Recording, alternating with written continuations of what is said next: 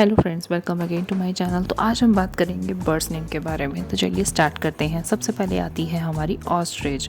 Ostrich को हिंदी में शतुरमुर्ग भी कहा जाता है। इसका भारी वजन होने के साथ साथ ये बहुत फुर्तीली और तेज दौड़ने वाली एक पक्षी है। उसके बाद बात करते हैं रॉबिन की।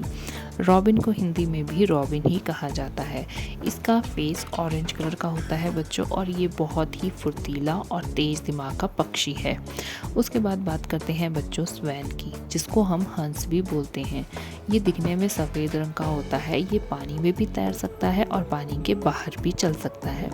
उसके बाद बात कर लेते हैं बच्चों टुकेन पक्षी की, जिसको हिंदी में भी टुकेन ही बोला जाता है। इसकी चोंच इसके शरीर से कुछ ज़्यादा ही लंबी होती है और इसकी आवाज़ बहुत तेज़ होती है।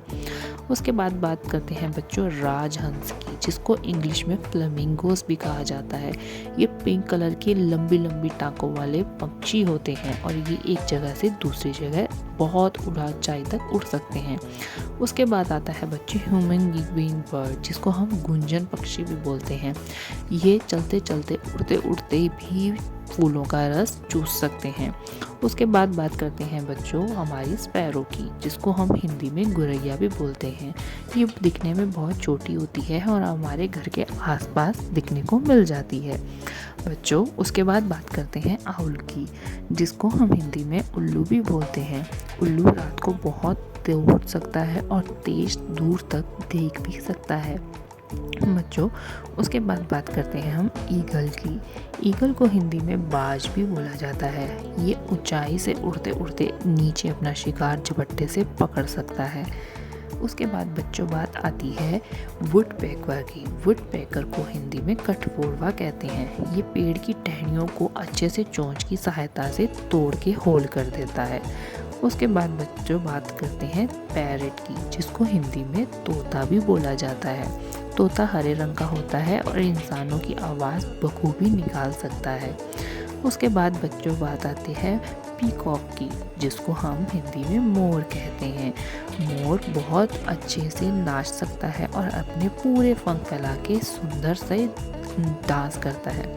उसके बाद बच्चों बात आती है मकाओ तोते की। मकाओ तोते को भी हिंदी में मकाओ कहते हैं। ये 4 से 5 फुट तक लंबा हो सकता है। इसकी पूंछ बहुत लंबी होती है बच्चों। उसके बाद बात करते हैं क्रो की, जिसको कौवा भी बोला जाता है। कौवा आमतौर पर हमारे घर के आसपास ही देखने को मिल जाता है और काले रंग में होता है बच्चों। उसके बाद बात करते हैं बैट की, जिसको हम चमगादड़ भी बोलते हैं। बैट आपको पता है पेड़ पर उल्टा लटकती है, सीधा नहीं बैठ सकती बच्चों। उसके बाद बात करते हैं इंडियन रोलर की। इंडियन रोलर देखने में बहुत सुंदर ब्लू और लाइट ब्लू कलर का पक्षी होता है, जिसको हिंदी में नीलकंठ बोलते हैं, और ये छोटे छोटे कीड़े मकोड़ों को खाता है बच्चों। उसके बाद बात करते हैं मैना की। मैना हमारे घर के आसपास दिखती है और बहुत तेज तेज शोर मचाती है। आमतौर पर ये कहीं भी दिखने को मिल जाती है। चैनल पे नहीं हो तो बच्चों सब्सक्राइब करके जाना ना भूलें।